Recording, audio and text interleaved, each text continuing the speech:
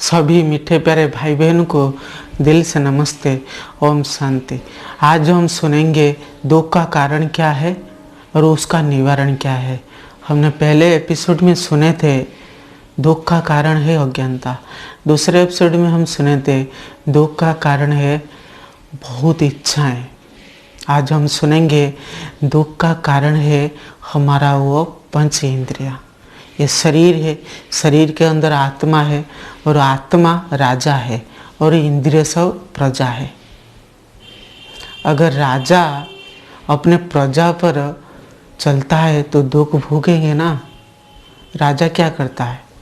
प्रजा को खुश करता है और प्रजा को अपने बस में रखता है, अपने इच्छा अनुसार वो चलाता है, तभी राज्य में खुशहाल होता है। इसी तरह मीठे प्यारे भाई बहन, ये जो शरीर जो अंदर जो आत्मा है, आत्मा किस पर राज करता है? ये इंद्रियों पर राज करना चाहिए। हमारा 5 इंद्रिय है, आँख, कान, नाक और मुख और हाथ। ये 5 इंद्रिय है। अगर 5 इंद्रियों को आत्मा बस में नहीं रख सकेगा तो सदैव दुख ही भोगेगा। कैसे मीठे प्यारे भाई बहन, देखिए ये जो 2 आँख है ना, वो कैसा है? खिड़की है। आत्मा इस 2 आँखों से देखता है। जैसे घर के अंदर खिड़की होता है, खिड़की हम खोलकर सब देखते हैं, इसी तरह आत्मा देखता है।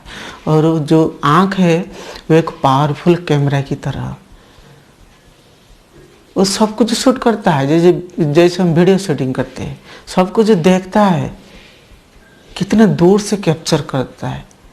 आजकल की जो साइंस की कैमरा है ना, उससे कोई गुना ज़्यादा है। ये आँख है, कैमरा की तरह है। आत्मा इनसे देखता है और आत्मा अगर पाप चीज़ों को देखेगा तो डेफिनेटली उनका ही इच्छा ही बढ़ी कि हम पाप कैसे करेंगे। इसलिए हम सदैव कहते हैं, बड़े बड़े लोग हैं सभी कहते हैं ना, आँख ही पाप का कारण है और पाप से ही हम दुख भोगते हैं। इसलिए हमें देखना चाहिए, हमें इन आँखों से कभी भी पाप चीज़ें देखना नहीं है। इसलिए गांधी जी भी ने कहा था, बुरा न देखना है, बुरा न सोचना है, बुरा न बोलना है, बुरा न करना है। इसी तरह हम सब कहते हैं। यह दुख का भी कारण है। फिर दूसरा है कान है। कान दूध दरवाजा की तरह है। जैसे हम घर बनाते हैं, घर में वो पहला दरवाज़ा होता है, फिर वो बाहर वाला भी हम करते हैं। एक है इन, दूसरा है आउट, ताकि हमारा आने जाने का हमारा सहज हो। इसी तरह कोई कुछ बोल देता है, हमारा जो दरवाज़ा है ना, कान है, खुला रहता है ना सदैव, वो हमारा अंदर घुस जाता। मुझे क्यों कहा, ऐसा नहीं बोलना चाहिए, वो सदैव वो सोच कर वो अंदर दुखी होता है। इसलिए हमें क्या करना है? हमें जो बाहरी लोग जो गंदी गंदी बोल देते हैं या कड़वा बोल देते हैं, हमें कान बंद कर लेना है। यानी हमें उसको बातों को नहीं सुनना है। अगर अंदर हमें नहीं जाएंगे फिर दुख कैसे होंगे? दुख की फीलिंग नहीं आएगा। इसलिए हमें देखना है हमें क्या सुनना है, क्या नहीं सुनना है। अगर बुरे बात सुनेंगे तो ही अंदर बुरा विचार चला, वही दुख का कारण है। फिर ये मुख है। मीठे प्यारे भाई बहन, ये जो मुख है ना, वो एक धनु तीर की तरह है। जैसे हम तीर छोड़ते हैं, शिकारी क्या करता है? जिस पर वो जाकर टच होता है ना, जो तीर लग जाता है, वो तो मरता ही है, उनका शिकार हो जाता है। इसी तरह मीठे प्यारे भाई बहन, जो कड़वा बोलने वाले लोग हैं, अगर वो बोल देते हैं या हम कड़वा बोल देते हैं, क्या होता है? उनको तीर की तरह टच होता है। कहाँ पर? कहते हैं दिल पर मुझे तीर लग गया। अच्छी बात बोले, अगर बुरी बात, कड़वा बात बोले, किस पर? पहले मन को हिट करेगा, फिर वो सोचते क्या होगा? बात बढ़ती जाएगी। कभी कभी तो ऐसे लोग क्या वो कड़वा बात सुनकर सुसाइड कर देते। ये दुख का भी कारण होता है। हमारे मुख में अमृत है, जहर भी है। हमें क्या निकलना चाहिए ये खुद डिसीजन करेंगे। सबको अमृत पसंद है, किसको जहर की पसंद नहीं है।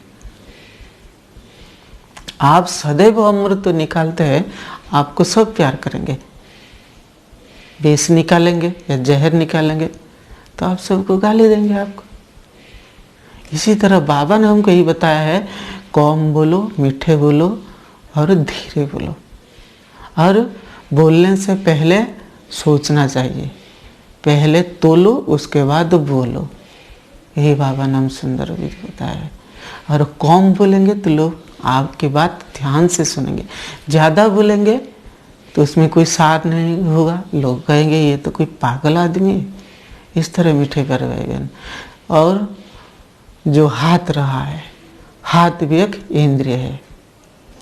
ये जो हमारा हाथ है मीठे प्यारे भाई बहन, हाथ से हम वरदान देते हैं, हाथ से सहयोग करते हैं और हाथ से दूसरों को कत्ल भी करते हैं, किसी का रोजी रोटी छीन लेते हैं। ये हम देखना है, हम हाथ किस कार्यों में लगाते हैं। दूसरों को सहयोग करते हैं या कत्ल करते हैं तो आप जानते हैं क्या है, जो जेल की चारी दीवार के अंदर सलाखी पे जा खानी पड़े थे। फिर भगवान भी आपको सजा देगा। आपके पास पैसा है तो छोड़ जाएंगे, लेकिन भगवान के पास आप छूट नहीं सकते। मीठे प्यारे भाई बहन, ये इंद्रिय ही दुख का कारण है। हमारा 5 इंद्रिय जो है ना, यही है।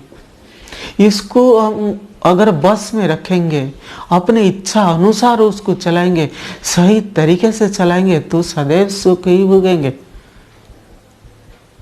इसलिए इसके लिए बाबा ने हमें सहज विधि बताया है। अगर इंद्रियों को बस रखना है, बस करना है, तो उसके लिए बहुत याद की जरूरत है। बहुत याद करेंगे तो ना इंद्रिय क्या होगा, अपने बस में होगा। फिर बस में होगा तो आत्मा क्या करेगा, खुशी खुशी उनको चलाएगा।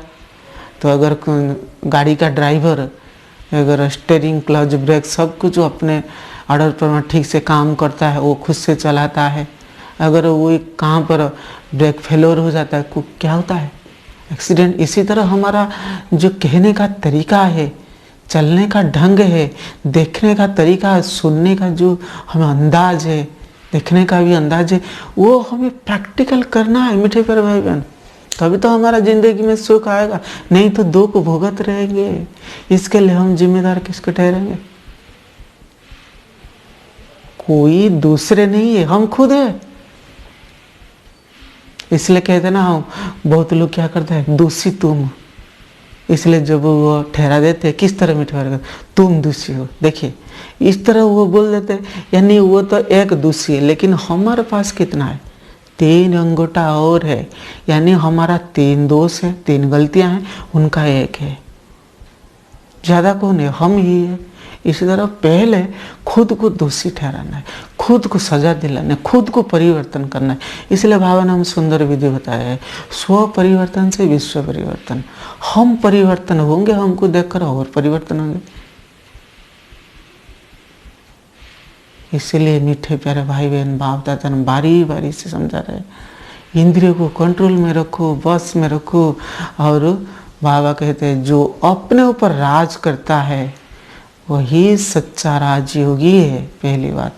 दूसरी बात, जो संसार में जो बाहुबल से ना राज्य करते हैं, वो तलवार से और बंदूक से वो शासन करते हैं, वो कौन है, क्रूर है, अत्याचारी है, दुराचारी है, दुष्ट है।